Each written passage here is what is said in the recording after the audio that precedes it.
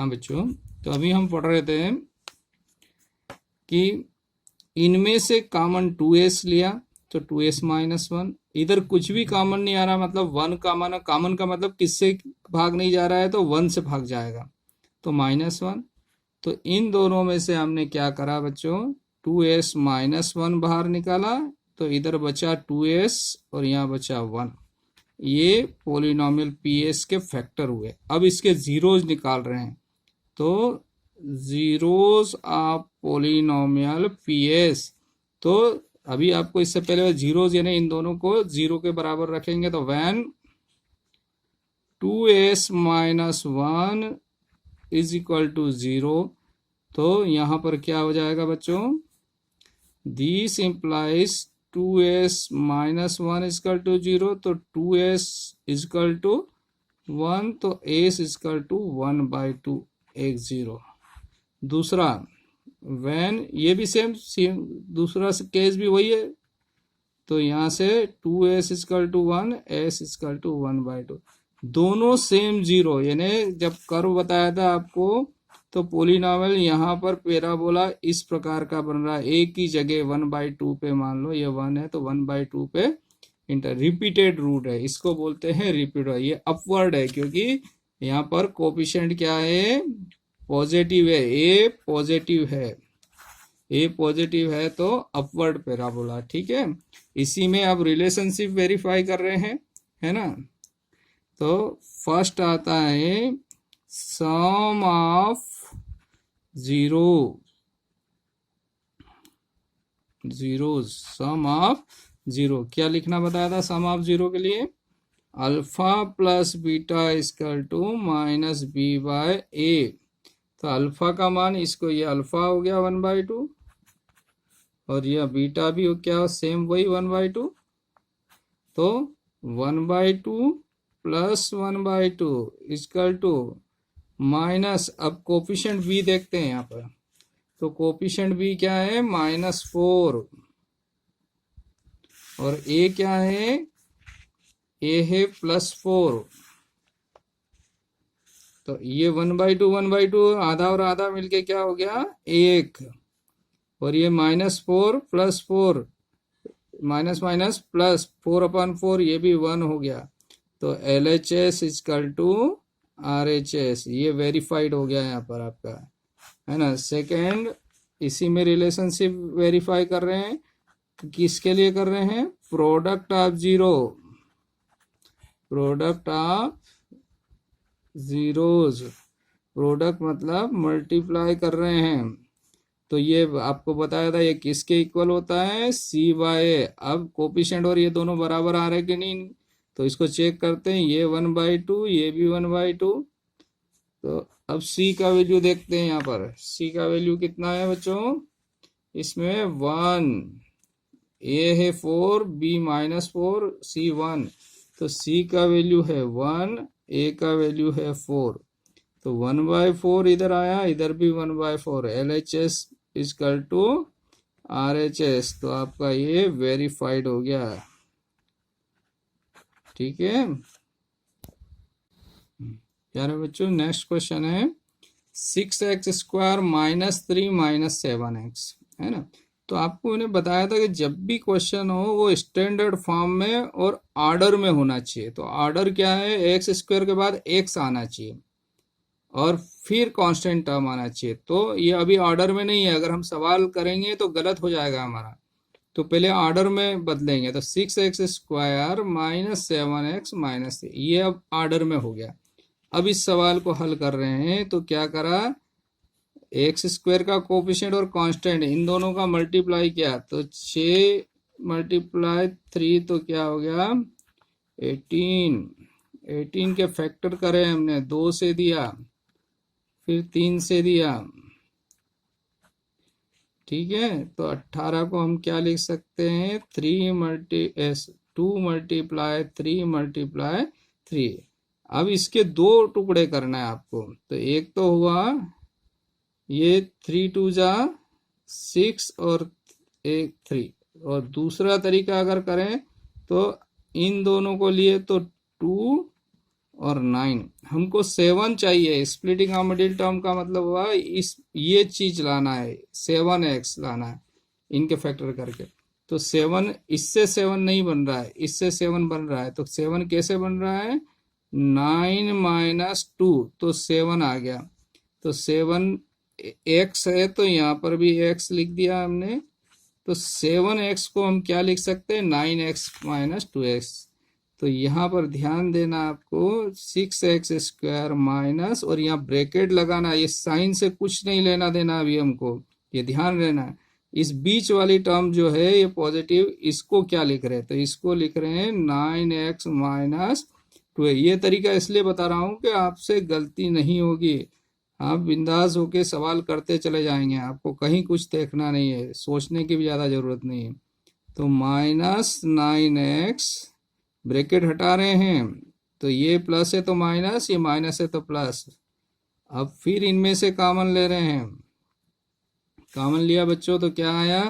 Common मतलब भाग किसका जा रहा है? इन दोनों में एक तो 3 का भाग जा रहा है और x का। तो 3 से दिया तो 2, और x 3 से दिया तो 3, और x का तो 1, यानी 2x माइनस 3। इसमें किसका भाग जा रहा है? 1 का। जो प्लस है तो प्लस लिखना, माइनस है तो माइनस। 1 से भाग दिया तो सेम 2x माइनस 3। ये दोनों टर्म सेम है, कॉमन आ गई 2x माइनस 3। तो इधर बचा 3x प्लस 1, है ना। तो ये पोलिनोमियल px के फैक्टर हो गए। अब क्या करेंगे? जीरोज निकालेंगे इसके। तो इसके जीरोज कैसे निकालते हैं? इस पोलिनोमियल px को 0 के बराबर रख दो। तो px का वैल्यू क्या है? 2x माइनस 3 और 3x प्लस 1, ये भी 0 के बराबर हो गया। अभी आपको पहले डिटेल बता चुका हूँ, दोनों को एक एक बार 0 के बराबर रखेंगे। यानी 2x माइनस 3 को 0 लिया, तो यहाँ से क्या आ गया? This implies 2x equal to 3 और x इक्वल टू 3/2। यानी इसको हम क्या नाम दे सकते हैं? इसको नाम दे सकते हैं अल्फा इक्वल टू 3/2। ठीक है। सिमिलरली आगे बढ़े, वैन ये 3x प्लस 1 इक्वल टू 0, तो this implies 3x equal to minus 1, तो x इक्वल टू माइनस 1/3। तो ये 1/3 आया, तो इसको बीटा नाम दे देंगे। तो दूसरा 0 हो गया माइनस 1/3। अल्फा इक्वल टू 3/2, यानी 2 0 x की 2 वैल्यू आ गई, 3/2 और माइनस 1, अलग अलग वैल्यू है। ठीक है। कर्व अगर बनाते तो वो भी अलग अलग प्लेस पे, इससे पिछले क्वेश्चन मैंने आपको बता दिया। अब यहाँ वेरीफाई कर रहे हैं हम इसको, है ना। तो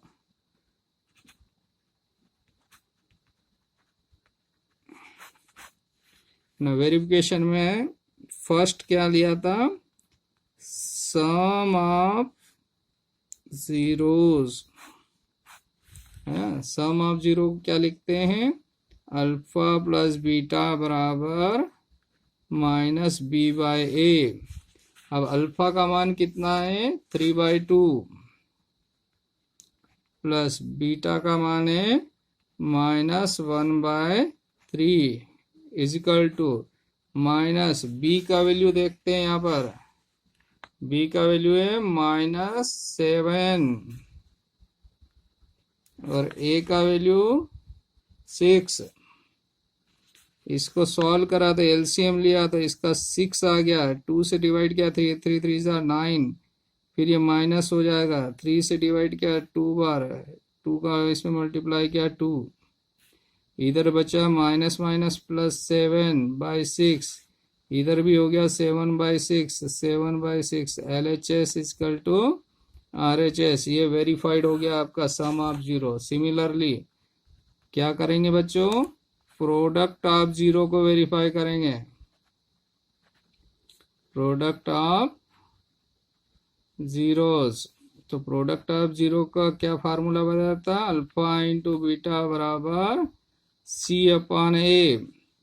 तो अल्फा का वैल्यू है 3/2, बीटा का वैल्यू है -1/3। सी का वैल्यू कितना है, अभी देखा था ऊपर हमने, -3, और ए है 6,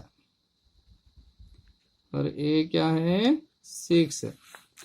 ये 3 से यहाँ 3 कैंसिल हो गया, यहाँ से 1/2, तो ये -1 नीचे 2, इधर भी -1 नीचे 2, LHS इक्वल टू RHS। तो यहाँ पर क्या हो गया, वेरीफाइड। ये आपका क्वेश्चन कंप्लीट हुआ है। जो हमने इसके जीरोज निकाले इस क्वेश्चन के, तो हमने इसके रिलेशनशिप के माध्यम से इस क्वेश्चन को हमने वेरीफाई किया, तो हमारा आंसर करेक्ट है। प्यारे बच्चों, नेक्स्ट क्वेश्चन लेते हैं, क्वेश्चन नंबर 4 है ना। इसको पहले फैक्टर करते हैं।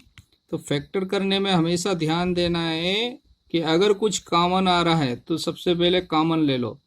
तो इनमें क्या कॉमन आ रहा है, 4u, तो 4u कॉमन लिया तो यहाँ पर u बचा, यानी डिवाइड किया तो u, और 4u से डिवाइड किया तो 2। तो यहाँ पर आपका ये, तो इसके लीनियर फैक्टर, 2 लीनियर फैक्टर हो गया, सवाल हो गया हमारा यहाँ पर। तो इसके, तो अब इसके जीरोज निकालेंगे हम, zeros of PU, polynomial PU है। तो इसके लिए इसका मतलब क्या हो गया, PU इक्वल टू 0। तो दिस इम्प्लाइज क्या हो गया, PU का मान क्या है 4u, और u प्लस 2, ये भी 0 के इक्वल हो गया आपका। तो दिस इम्प्लाइज यहाँ जीरोस क्या क्या हो जाएंगे, व्हेन ये लीनियर है और ये भी लीनियर है, तो ये लीनियर फैक्टर जो है इसको 0 के बराबर रखेंगे। This implies u equal to 0/4 means u equal to 0, और इसको क्या नाम दे दिया हमने, अल्फा इक्वल टू, ये जो है वैल्यू, ये अल्फा का आ गया, alpha equal to 0। Similarly when u plus 2 equal to 0 means u equal to -2। तो this implies u equal to -2, यानी यहाँ से बीटा इक्वल टू आ गया -2। तो अब यहाँ वेरीफाई कर रहे हैं, है ना, है ना। तो वेरिफिकेशन में फर्स्ट में क्या लेते हैं, सम ऑफ जीरोस, है ना, और सेकंड क्या लेते हैं, प्रोडक्ट ऑफ जीरोस, है ना। तो सम ऑफ जीरो का फार्मूला क्या बताया हुआ आपको, alpha plus beta equal to -b/a। तो अल्फा आया 0 आपका, बीटा है -2, इक्वल टू कोफिशिएंट देखते हैं। तो यहाँ पर एक्स स्क्वायर वाली टर्म्स वेरिएबल का कोफिशिएंट a होता है, तो a 4 है, b 8 है, और c नहीं है, इसका मतलब c 0 हुआ। तो यहाँ पर b का वैल्यू कितना हुआ, b का वैल्यू अभी देखा हमने 8 है, और a का वैल्यू 4। तो इधर आ रहा है बच्चों -2, तो इधर भी -2, LHS इक्वल टू RHS, ये वेरीफाई हुआ हमारा। आगे प्रोडक्ट ऑफ जीरो को लिखते हैं, अल्फा इंटू बीटा, ये होता है C/A। तो अल्फा का मान 0, बीटा का मान है -2, C का मान, तो C है भी यहाँ नहीं दिया है C, है ना। तो C का जो नहीं टर्म नहीं है, तो वो कोफिशिएंट उसका 0 हो गया। A कितना है 4 है, तो ये 0 में मल्टीप्लाई करेंगे, इधर 0 में डिवाइड करेंगे, 0 आएगा। LHS इक्वल टू RHS, इसका मतलब ये जो हमने फैक्टर करे हैं, यानी फैक्टर करने पे जो 0 निकाले वो करेक्ट है, और हमारा रिलेशनशिप यहाँ पर वेरीफाइड हुआ। तो ये आपका क्वेश्चन कंप्लीट होता है 4th वाला।